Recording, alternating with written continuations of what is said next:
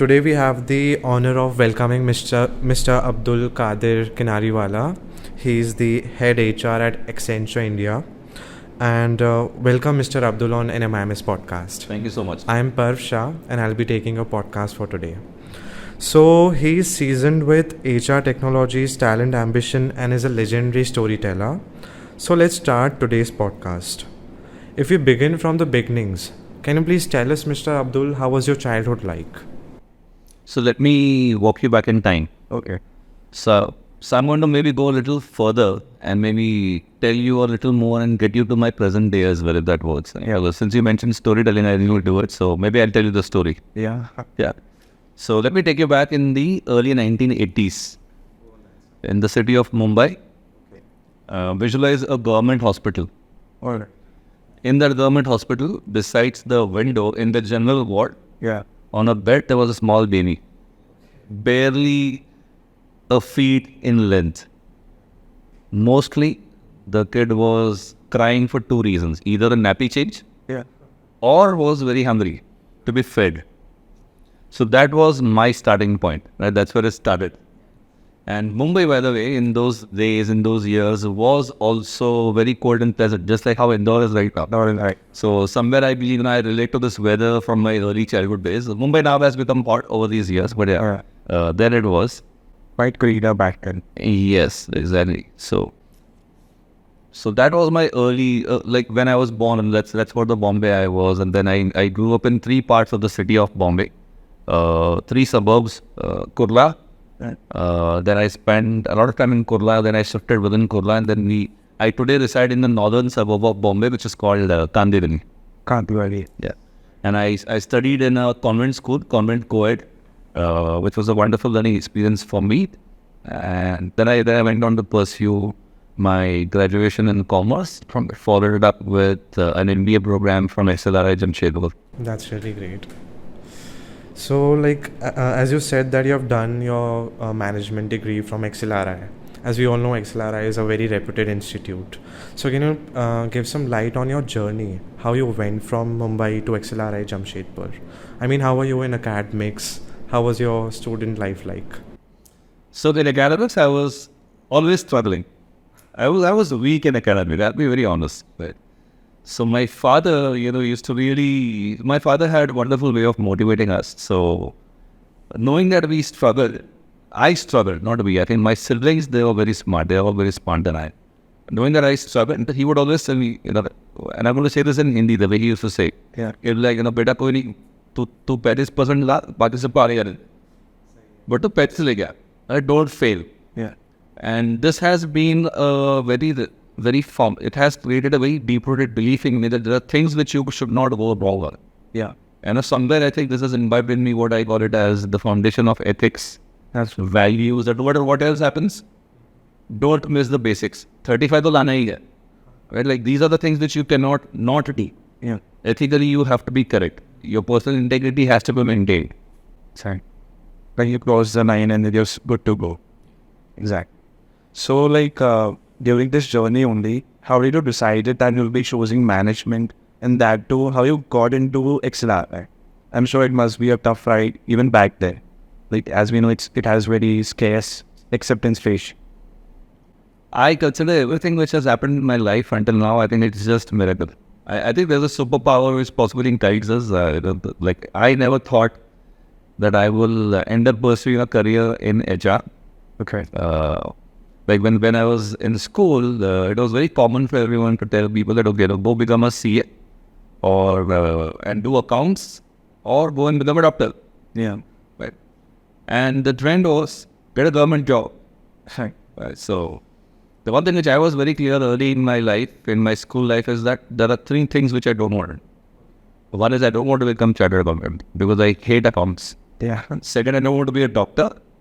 No reason, I mean, what padna padega? As I said, I was not academically strong, struggling. So I'm like, if I become a doctor, I become a bad doctor. Yeah. Right? So I don't want to become a doctor. And third was government job. I don't think I'm a fit for. Engineering, like me as an engineer, I'm asking this. I was not smart, as I said. I was not intelligent. So engineering turned occur. Okay. I'm very basic in my thoughts, and in my early years, I was like, okay, I just need to survive, sustain, and find the next door which can open up, right? So maybe back in the early life, I lacked that foresight, that long vision, or thinking long term. I struggled. I think that's how I was in my early years in my life. Yeah. So as you got into one of the India's best private B school, like if today like there are quite many students in NMIMS who want to be in such schools like Xavier's, XLRI, many others like ISB, how can one ensure they're entering to such schools, keeping in mind that they have acceptance ratio below 10%? So how can one ensure? So in everything, and I'm going to give a long answer to this. Okay. One is nothing is guaranteed. Yeah. Right? But you have to improve the probabilities of something happening. Right? Like now, the recent example was our World Cup. Yeah.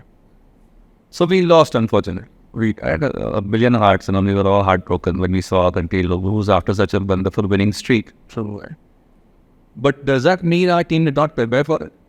No, they worked really well. They did, yeah. How many matches did we win back to back? We did not lose a single match at the entire league stage. Yeah. I think it was 13 wins. So Consequent wins. it was 10 continuous wins. But we lost in that final, right? So that doesn't define our team as a team that does not know how to play cricket. So similarly, yes, getting into the B schools can be important, but nothing which I'm going to say is going to guarantee for anybody else. But the one thing which helps is knowing what can improve your chances. Yes. Like, are you going in blind and trusting luck? And doing whatever is akkar bakkar Bombay board, right? I'm just going to randomly do something and hua to hua. So that approach doesn't work out. Then you're playing with fire. Then you're not serious with what you want to do. Exactly. So what can help you improve the probabilities is to, one, do some research on first, why are you even trying for that campus? Yeah. Like a while earlier, I was talking to the students here on campus about the need to understand your purpose. Right. So why do you want to study at NMIMS, for example? NMIMS is a good institute. So why do you want to study at NMIMS? For NMIMS, we chose all the name and prestige behind it, which comes with NMIMS and, of course, world-class infrastructure as well as the education facilities. Now, when you know this purpose, then you start what is called as associating with that purpose. And when you start associating, and this also happens, when we make friends, by the way, it's so true. It's not just limited to a business school. If you had to make friends, just think about why you decided that you will make friends with one person and not the other. Yeah. It's almost the same for entrance to a B school. You could have gone to any B school, but you associated with what NMIMS stands for, one. Second, what it will do to you if you would come through the portals of this university and the campus or the B school. Yeah. When you associate with that, then the first thing which builds in you is the commitment to get in. You commit to yourself that nothing less than this will be acceptable. That's so. When that commitment comes in, it changes your mindset. Sorry. It's almost like, thinking about love and then falling in love. Right. Right. So when you think about love, you are a person. When you fall in love, you become a child. Right. So that's almost true which happens when you think about your B school. So to get into B school, yes, first do your research as to, is this really your B school? Once you are clear with that, find out, talk to alumnus or existing students. Nowadays, it's very easy to network, collaborate with people. Social media has made it possible for everyone to search for people who are, who are linked to a certain channel or a group or a thread. And don't hesitate, but ask questions to people. Can someone share with me, how can I prepare better? Exactly. And third is, I think, keeping an open mind. Because at the end of the day, while you go through every business school has a test process. They will administer a certain test or an assessment. But that's not the only decision-making factor. Overall, the personality of the student also plays an important role in grabbing that seat. So what you can do in test paper is only one half of you. The other part is you yourself. Like the whole personality. The whole personality of yourself. So invest in that as well. Don't just invest in books. Invest in learning from life lessons which you have seen others practice and implement. They are very strong words. Like those words are very... Because that whole makes your whole personality. Yeah. And there's a saying that the sum of parts makes the whole bigger. So only learning a test will not make you great. Your life experiences, your perspective, your viewpoint it eventually shapes up into what defines how you show up when you show up for that entrance test. Or even after that, you remember, right? A lot of people, it's not just the entrance. After the entrance test, they call you for interviews. So it's about that overall personality which then matters. And I think if anyone has to get in, or even if you are in a business school right now and you're thinking about your next career, apart from academia, think about your personality. That's what you bring to the table when you show up for a conversation. Is it just theory, or is it theory plus life experiences, your own belief systems, values, ethics? Those could be some things which I would say. That's a very powerful strategy. Fall in love with your college. What can be better than that? Yeah, fall in love with what it stands for understand what you stand for, and try to see if both of them can marry. If that happens, then I think you have success in it. And success are yours. Thanks. So the next question, like, we'll be moving more to your professional side now.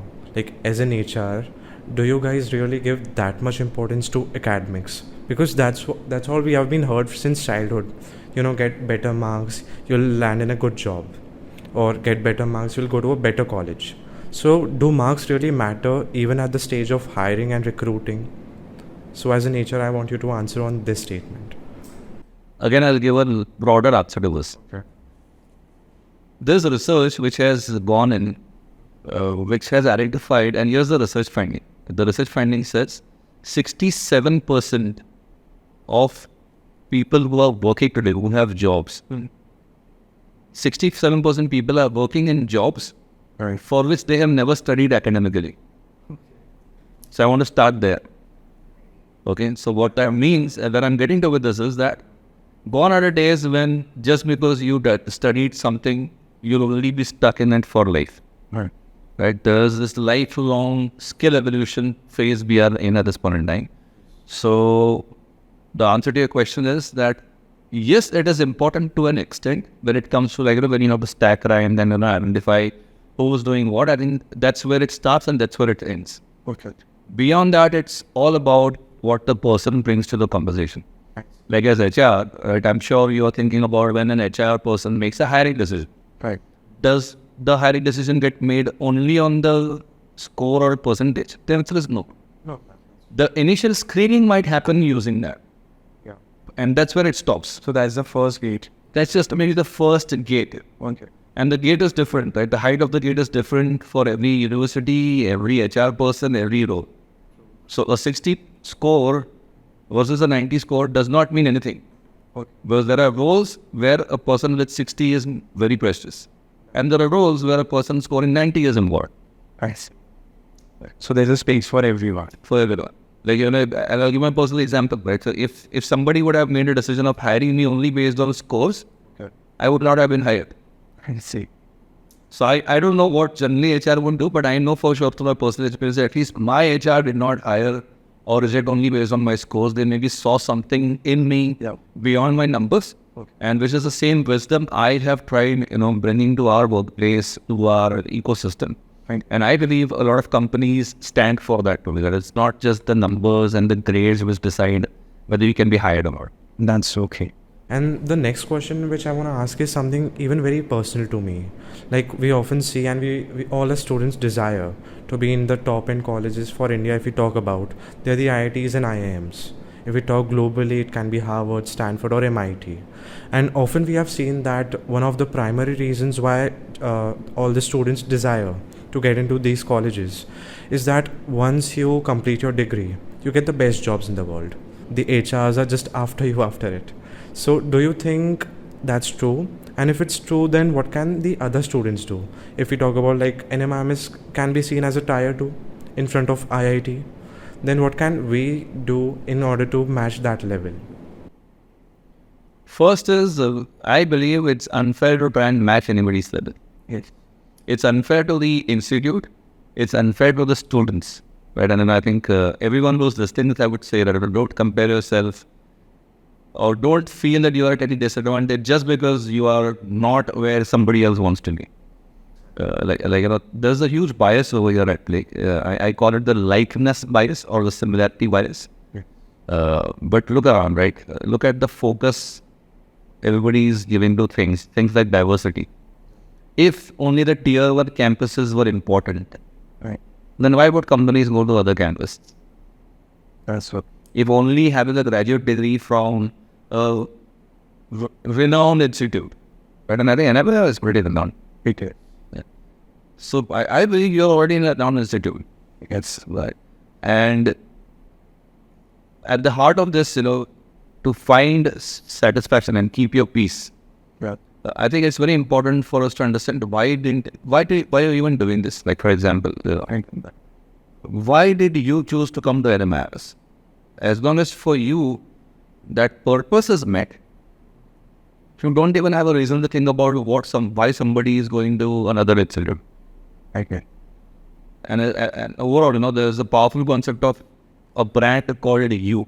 Since you mentioned Harvard, right? There's a Harvard Business Review article which is titled "A Brand Called You," Y-O-U in capital. Yeah. I would encourage everyone listening this to go and look up that article and read it and then find out, because that's so empowering, because it speaks about what you stand for is what matters, not where you came from, what your family history is, what your socioeconomic considerations were, but a blend of all of it. What has that done you when you show up to a day of work, or when you show up for a meeting, when you show up as a family member, when you show up as a friend, when you show up as a coach, as a mentor, as a guide? I think these things are just peripheral enablers. So all of this means nothing if you cannot stand for what you are. These are just enablers which bring that small perspective to your personality. Yeah. So that's a very powerful approach, a very powerful technique we got from Mr. Abdul, and I'm sure all the audience would love this, and they'll surely check out The Power of You by Harvard Business Review. So like, if we even move ahead, we have even seen that being an HR leader in your company, how do you keep up with the changing trends? I mean, world is ever changing. So how do you keep yourself updated? Like, as you mentioned, constant learning. So in real world, how can one constantly learn and adapt to the changing times? At the heart of this is the art of listening. Like, let's say if in this room, I'll give an example. Now, if we have a room, let's look at NMIMS as a canvas. Yes. If each and every student in NMIMS is doing something different and something diverse, there are two ways in which I can get to know it. Right. One is I try chasing every person individually and asking for, can you tell me what you're doing? That's a mammoth task. Yeah. Which is to your point, that how do you keep up with something like this? Because innovation, change is happening all around us. It's happening in the society, it's happening with people, it's happening with enterprise, it's happening with climate as well. But there's an easy way to get a pulse of it and be aware about it. Okay. Is to listen. To create spaces so that people can come and talk, brainstorm, because that is where in less amount of time, more gets done. I think that's what I personally practice. That's what I know. There's a lot of advocacy around enterprise and industry to do, which is to create forums where people can come and brainstorm, ideate, innovate together. Because we get to hear more through listening rather than we just trying to blindside it and just trying to hunt for it in the dark. Yeah. So if we move ahead, we can even see that nowadays startup is a fashion. It's something which is in trend and ever increasing than ever before. So there's one thing which often the founders always struggle with, that they often read and it's a very old worldly wisdom that create a sense of culture in your business. So the startup founder can create a good culture within himself. How can he make sure that all his employees and all the people under him also keep up with that strong sense of culture and the same ethics which he wants the company to run by? This can be done in many ways. First is practice. First is, I think, exhibiting. Is to clearly articulate what you want. Like, if you're hungry, right, I can either be crying or make faces and somebody will be very confused about what are you trying to say about. But if I can state it clearly, that I need food, I need vegetarian, or I need Jain. Now I'm being very specific. So what I'm doing is I'm articulating. Really? So if you are a leader or if you are a startup founder, and if you believe that this is what you want to create the identity or the brand or the value system in your organization, you have to state it up front. And it takes a lot of effort to articulate things clearly. Because somebody can speak for hours about what they want. Right. But it has to be brought down into some specific, impactful, relatable points which are easy for an unknown person to understand. So, okay, reading these or listening to these 5 things makes me understand what you stand for. Get that level of connection with that employee. Because only when it's articulated, the other person can do something about it. True. Like with an example of food, if I just keep crying, you'll not know what do I want, right? Am I scared? And I'm like, no, I'm hungry. Yes. But you might think I'm scared because I'm crying. Right? Like think of a kid, right? When a kid cries, the parents don't know what really is the kid wanting. Do they need a nappy change? Do they need some food? Is there a mosquito bite, which is bothering them? But that's when people wish, right? I wish the kid could speak. So as startup founders and as adults, people who have seen life in different shapes and form and stages, I think the easiest thing which we can do is to articulate. What do we stand for? What are those values, ethos? And then create mechanisms to regularly reinforce it for our people, either through formal training mechanisms or regular hosting events regularly where the person speaks, and make sure everybody emphasizes on that part of the narrative. Wherever there's an opportunity to communicate with people who are working or who are part of that, whether it's a startup, it's a team, or for that matter, it's a batch of students. So like the key is to be specific on your demands. That's really great. So what are some, here's a question which I awaited the most. Me being a super bibliophile, I would love to ask what books you love to read, which genre you love to read, and also what would be that one book which nobody should miss. Which nobody should miss. Nice. The one book which I will suggest everyone to not miss is Freakonomics. Economics. It was followed up with a second edition which was called Super Freakonomics. Okay. And so why? Because I think it just gives you a different perspective. If like we say that we live in a world where data is gold, data is the new oil. So if you're listening to this and if you believe any of the book statements I made is true, and you believe data is important, that's the book you should read. It just helps you give a different perspective of what might have been otherwise ignored, just because data is analyzed in a different manner. So Freakonomics and Super Freakonomics will be the book. And another book which I would suggest people to read, since many of you will aspire to become our aspiring leaders in the future, there's a book called Radical Candor. Candor or Condor, maybe pronounce it, I'm not sure if I'm pronouncing it right. I just said Radical Candor.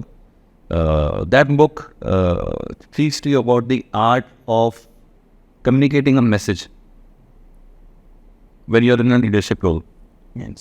So, like there's a word called tact. So what is tact? So tact is the art of saying no without making an enemy of the other person. And when you work in organizations, even in personal life, there are times when you have to take a stand. You have to express a viewpoint. Now, there are the right ways of doing it and there are wrong ways of doing it. So this book possibly helps you understand multiple right ways of trying to do it, which generally we might not know it on our own because we are casted in a certain manner. So sometimes our thinking process stops. So when you read a book, I think that's what it does. It just gives you another perspective to think about. It gives a different dimension. So I read the book which I... They're very insightful suggestions. Thanks a lot for it, sir.